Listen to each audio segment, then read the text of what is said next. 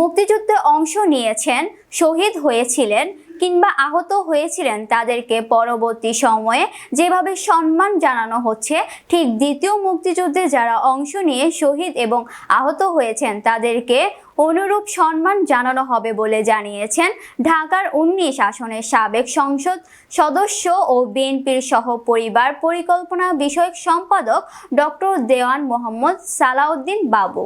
বৃহস্পতিবার সাভারের বনগাঁও ইউনিয়ন বিএনপির আয়োজিত বৈষম্য বিরোধী ছাত্র আন্দোলনে সকল শহীদদের আত্মার মাগফিরাত কামনা এবং চিকিৎসাধীন সকলের সুস্থতা কামনায় দোয়া ও মিলাদ মাহফিলে তিনি এই কথা বলেন। এই সময় বনগাঁও ইউনিয়নের বিএনপির সভাপতি আবু সাইদের সভাপতিত্বে প্রধান অতিথি হিসেবে উপস্থিত ছিলেন ঢাকা 19 আসনের সাবেক সংসদ সদস্য ও বিএনপির সহ পরিবার পরিকল্পনা বিষয়ক সম্পাদক ডক্টর দেওয়ান মোহাম্মদ সালাউদ্দিন বাবু। ডক্টর দেওয়ান মোহাম্মদ সালাউদ্দিন বাবু আমাদের বদির ভাই একটা কথা বলে গেছেন, আপনাদের কাছে আপনাদের বেশিরভাগ আক্ষেপের দুঃখের কষ্টের কথা আমরা যারা বিএনপি নেতৃত্বরা সারা বাংলাদেশে আন্দোলন কিন্তু কমছে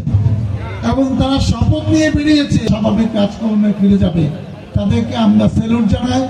আমরা এত বছরের কাছে গিয়ে সাভার আসরিয়ার জন্য আমরা একটি মন্ত্রিত্ব প্রত্যাশা,